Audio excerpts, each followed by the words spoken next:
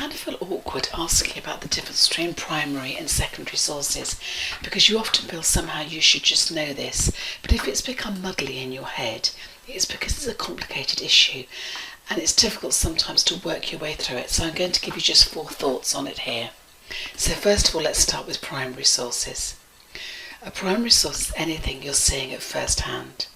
So a novel, an account of a speech, a verbatim account, a play, the results of a piece of research. So if it's the first-hand thing that you're seeing, somebody's written a novel and you're seeing that novel, that is a primary source.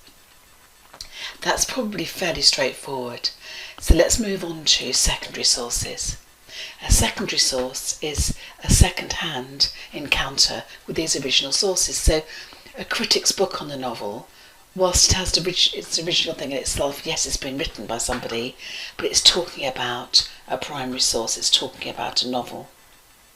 This next example shows how complicated this can be though. So a newspaper's commentary on a speech is a secondary source for that speech. The primary source is the speech itself, but because there is some commentary on it in a newspaper, that becomes the secondary source for that speech. If, however, what you were doing was writing about the way in which newspapers are laid out, and so you were writing about the newspaper as your original artefact, so you were writing about the newspaper itself, then that would be your primary source. And then books writing about how newspapers are set up would become your secondary source.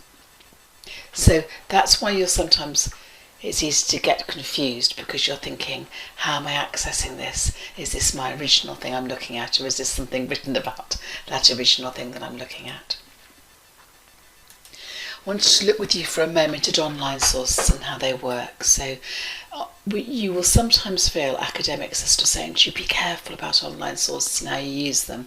We are enthusiastic about students going online and finding the information they need. There's some fantastic material out there, but it does become slightly confusing sometimes. So for example, a website's been created by somebody, you're going to have a look at it and it's going to have lots of interesting information on there. But if it includes quotes from a speech, it's going to be the secondary source for that speech, because there was an original speech, there was perhaps a verbatim record of that speech absolutely intact. So for example, Hansard for speeches in Parliament, that is your primary source. A secondary source, however much it quotes, is still going to be a secondary source for that material. And that's why sometimes it gets a bit muddly for people, because they're thinking, well, I'm looking at this thing, it seems to be quoting, doesn't that mean it's okay? And there's a reason why it remains a secondary source. It's how we come to rely on sources. If you see lots and lots of quotations, yards of them on one particular website, it's tempted to think, well, this is fairly much the primary source because it's actually quoted everything I need out of this novel. There's probably no point in me going back or continuing to go back to the original. The trouble is, of course, it could have been misquoted, it could have been mangled in all sorts of ways, and that's why we're keen for you to go back to your primary material. So even if you're going through an online source to find something, by going back to the original, you can guarantee you're talking about your primary source. It also helps make your thinking much clearer. If you go to your primary source and you read it and reread it and reread it, you can make a sound academic judgment of your own on that primary source. And then you use secondary sources to help interrogate what it is that you think. So if you have a limited amount of time, try to avoid the temptation always just to go out to secondary sources, thinking they'll help you find out more and more about your primary source. The best thing a student can do is to work with the primary source if you have the time, but it's limited.